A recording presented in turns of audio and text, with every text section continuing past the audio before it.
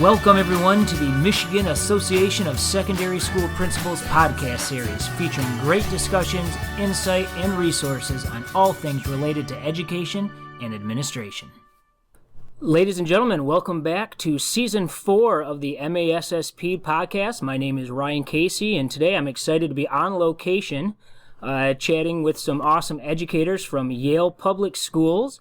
Today we're going to be learning about peer-to-peer mentoring at Yale, and joining us today we have Brad Dykstra, the principal at Yale High School, Megan Yelly, the assistant principal at Yale High School, and Adam Nelson, principal at Yale Junior High. So thank you, everybody, for taking a few minutes out of your day to share with our listeners about the peer-to-peer program. So just to jump right in with our first question, what exactly does peer-to-peer mentoring look like at Yale schools? All right, Ryan, thanks for having us today. And peer-to-peer mentoring here at Yale Public Schools, our secondary model, really it's all about transition. So what we try to do is transition elementary students to the junior high, and we also try to transition junior high school students to the high school, because we know that can be a tough time for kids. So we use our fit time, our flexible instructional time. We're fortunate enough to have that built into our schedules on Tuesdays and Thursdays.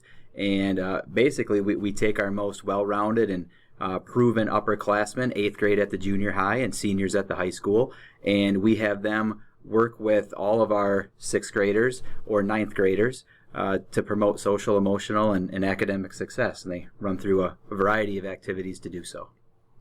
This is the same for our PASS program at the high school level. We just call it Promoting Academic and Social Success there. And as Adam said, our seniors work with our freshmen to help smooth that transition into our building socially and emotionally and academically. Awesome. So real quick, how much time are we talking? So you mentioned you kind of have this flex time built into your day. So how much time do the mentors get to work with their peers? Mentors at both schools get to work with their peers during that AAA. Basically, at the junior high, it is an entire year where they go through that on Tuesdays, I believe. Adam could probably clarify. I was the former junior high school principal. That's what it looked like when I was here. And with the high school, we have actually, when Adam was the assistant principal at the high school, transitioned the students out at the end of the first semester if they met the qualifying criteria, and those are grades, attendance, and academics. Awesome. So during the week then, is this, it always happens during this flex time during the week, so they will meet with their mentors, mentees, whatever you want to call it, basically multiple times for a set amount of minutes? Yeah, in the junior high, it's roughly a half hour. And we have regular Tuesday meetings. We use our Thursday flexible time to have our counselor work with the mentors and coach them up really on what they're going to be doing with the 6th graders. At the high school, the coaching is a little bit different. So on Tuesdays, it's approximately 50 minutes. On Tuesdays that the freshmen and the seniors meet, and they also have a mentor teacher in the room with them, responsible for overseeing everything. But that would be every Tuesday for about 50 minutes. Oh, wow. So it sounds like you have a good amount of dedicated time, so it's not just kind of this thing we try and do every once in a while when we find the time, which we know obviously rarely happens. You know, it sounds good on paper. Sounds like you have a committed plan and you have dedicated time to do that. So it sounds like that's probably one of the most important parts is finding that time, which it sounds like you've done that successfully. So how long exactly has this been, these different systems at the junior high and the high school been in place? I know, Brad, you mentioned that you were both at different buildings at one time in different roles. So how long has it been going on, and what has been the results that you've seen over those years? Well, I'll give you a little bit of history. It's been 9th year at the high school. I was the transitioning from health teacher into assistant principal role, and there was a need with our transitions and really those at-risk students, attendance, behavior, and academics. And we wanted to put something in there to help that, because if you start off the wrong foot in high school, it is very detrimental to playing out. So 9th year at the high school, 7th year at the junior high, I'll let Mrs. Yelly, Megan, talk in regards to the success rates we've seen recently. We've seen the discipline rates just decrease significantly over the several years that it's been in place. Most recently, we've been seeing an increased benefit on the discipline side in the freshman class in particular, with just struggling with learning how to socially and behaviorally interact with students, young adults at the high school level. And our failure rates in the classes, I think we're down to single-digit numbers in freshman Awesome. classes that are failed this year. So that was a pleasant result of this system. And then these numbers have maintained at the low level for years now, since the very inception of the program. Some of the other things that we've noticed as positive impacts to our building is the building culture is positively impacted through these peer mentor relationships. It's like built-in friends, a place to go, a person you know, someone to ask questions to, where you have that support system built in for you. It's not that awkwardness of trying to reach out and establish that right away. We also have senior mentors. This gives them an opportunity to build their resumes, their leadership skills, their ability to have an experience in leading and coaching other people. So that's really great for those leading seniors. Found that these communication avenues that are established within our building, so that we are able to more actively, early on, provide targeted academic interventions for our struggling students, because our mentors are so keyed into what our freshmen are experiencing that they know who to communicate with, who to get in there and to help their freshmen, because they do see them as their freshmen, how to get them in there and help them very quickly. This also extends to that whole child idea, because we now have even earlier, more frequent and increasing targeted services from our counseling and social work. Our mentors are trained in how to recognize common indicators of social distress, emotional distress, who to report to, when to do that, the appropriateness of when to share, what to share, how to share. So they really do a great job at getting those wraparound services or social work in there. It really comes down to the idea, and I heard this last year at EdCon, Maslow before Bloom. There was a presenter that really pushed the idea of Maslow before Bloom. And back when the time when Brad was beginning this, we all know there's this increasing need for mental health services and just for that whole child approach. And at the same time, there were a lot more rigorous standards and academics from the state. So it's almost like we did it backwards, where when they were really pushing the rigor at the state level, we were working on the socio-emotional needs. And you fast forward, 9 years later, and we believe it's partially due to programs like this, is we're at the forefront in our area with performance and test scores. And really this is to service the social needs of the child, but you see the fruit bared at the end of it with the academic performance too. That's awesome.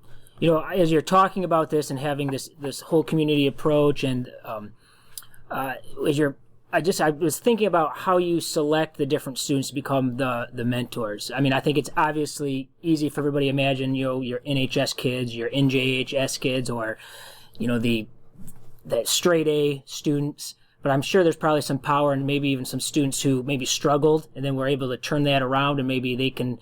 Do you find that, I guess what I'm asking is, do you find that some students relate better to different types of mentors? Yeah, when we first started this, I recall a specific person in mind. We didn't have the strongest senior class, and the hesitation was, we're going to have this poor student lead our freshmen astray. And through the training and through working, I saw the most growth out of those bottom four. And it was particularly one gentleman that I kind of warned him at the beginning. I said, do not live in infamy, because I will use your name if I have to kick you out of this program. And everyone will know who you are. And he grew the most, but he probably was our best mentor. Awesome. To those freshmen, because we gave a little bit of our control up, and we allowed him to lead and let his skills shine, and it's just amazing the results that came out of that. That's awesome. So what exactly, when you're going to implement this, what research or planning went into it? Were you out visiting other schools? Was this something that somebody was reading about in a master's study. I'm curious how that came to be. Again, when we were setting it up, I was coming out of the health classroom, and so this was something that was near and dear to my heart. And I saw the need. We saw the need. Parents were asking for transition help. We saw kids failing out of classes, and we didn't really think it was going to be something that was really academically driven. There was some mental, emotional, social issues going on. We did do a lot of research. A lot of programs were very expensive, and at the time it was not feasible for our district to do that. Stumbled upon the past program that RESA, actually St. Clair County RESA, had presented about 3-4 years prior to when we were looking to implement. Had a binder. We went through there. As a health teacher, I was used to, curtailing Michigan model to our district and our needs. And so we did the same thing. We involved our sex ed advisory panel with it as well, just because that was a group that was meeting regularly, that involved parents, involved community members, and even clergy. And so we involved all of them right off the bat and said, how do you think this will help? And I will say this has morphed into even beyond what I was expecting. We had a former counselor, Sherry Muxlow, when I came to the junior high and we implemented the program here. She took it to a different heights. At the same time, Mr. Nelson, Adam over here, was taking the high school to different levels. And then when I had the fortunate opportunity to go back to the high school, Megan came in and she's taken this to a different level. So awesome. We all have our fingerprints on it. It started as a pet project of mine, but in no way, shape, or form is it something that I should be accredited with. These professionals here and some that aren't represented here have just done remarkable things for our community members and specifically for our students. That's awesome. So, again, it's a successful program that's in place now. Was it pretty easy to get those students to buy into? I know you talked about a little bit as you were trying to figure out how to select who would be the appropriate mentors, but then also staff knowing that they're giving up this flexible time that could have been spent on reading or literacy skills or more academic interventions to focus on this type of thing. And same thing with the parents. Did you find that they were willing to let this be a worthy avenue of their child's time? I will say at the beginning, anytime I found where the staff felt they didn't have to do an extra thing, they're very supportive of this. There were some problems from the staff in regards to retaking tests, because that's what some of that time is used for at the high school. Kids are absent and they got to make up tests. They want to get caught behind or redoing assignments. The parents were the ones actually asking for transition assistance. They noticed their students going from 8th grade to 9th grade.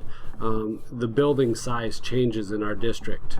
The ceilings are 30 feet high at the high school, and it just was overwhelming for them. And walking around seeing bigger people there, and so they had some insecurities, and that's really where it came from. So they were totally supportive. So it was really a grassroots program right from the get-go. And I'll just add your question about the students that we selected, the mentors. Was it hard to get them to buy in? And I was at the high school for 5 years, and each year it seemed like it became more and more of almost a badge of honor. It became easier and easier to the point where you would even have students asking, "Hey, why wasn't I selected as a mentor?"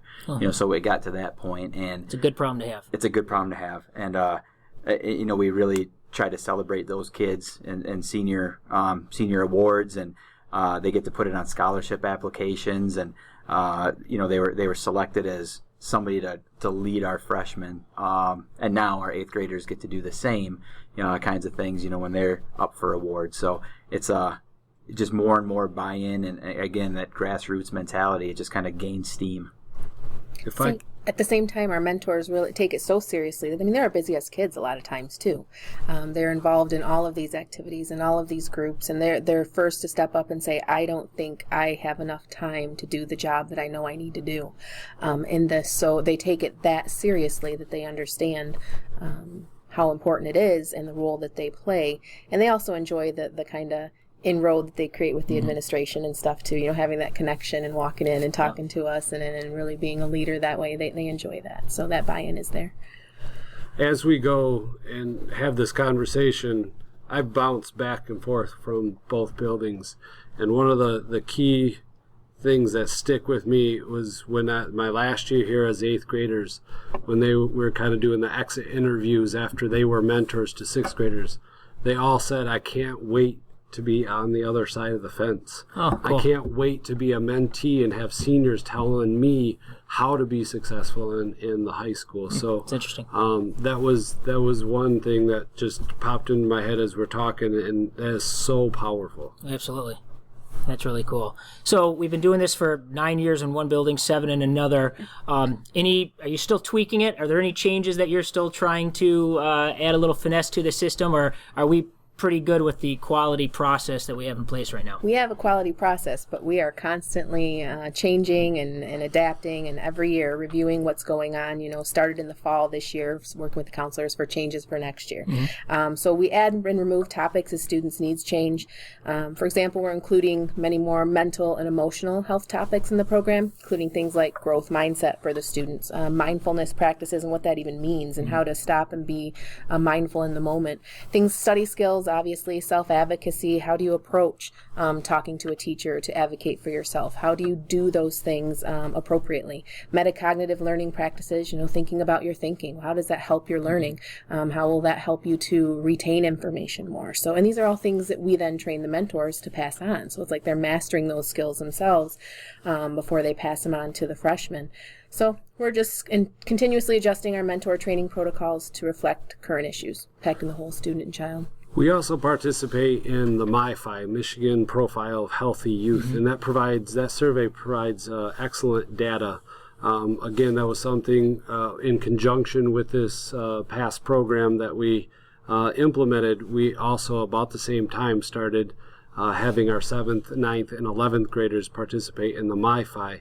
And each year we review that data as administrators, as counselors, as social workers, and obviously we know, based off of student needs, where they're shifting to and what other concerns or issues or situations we need to address.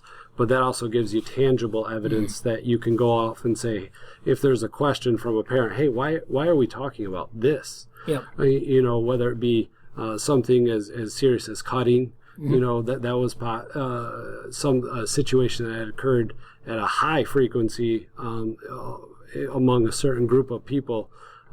Students of ours back when I was junior high school principal, and we could point right to the MyFi data and say, not only are they coming, but they're giving us precursor warnings to this. Absolutely. And so our counselors get involved, and obviously our mentors are trained very well that they don't handle with that. As Adam said earlier, they know who to refer those students to, and that's the counselors and the social workers. Perfect. Final question here. So what advice would you give to those who are interested in trying to have a student-to-student mentoring program like this? So whether it be larger schools, smaller schools, what do you recommend they do to get started? Or what are some things they really got to keep in mind to have a successful program? I would start with be willing to give up control. I mean, so much we want to stay as administrators. We want to maybe offer those things, but by empowering your students, that will be the greatest cultural change you could ever go through.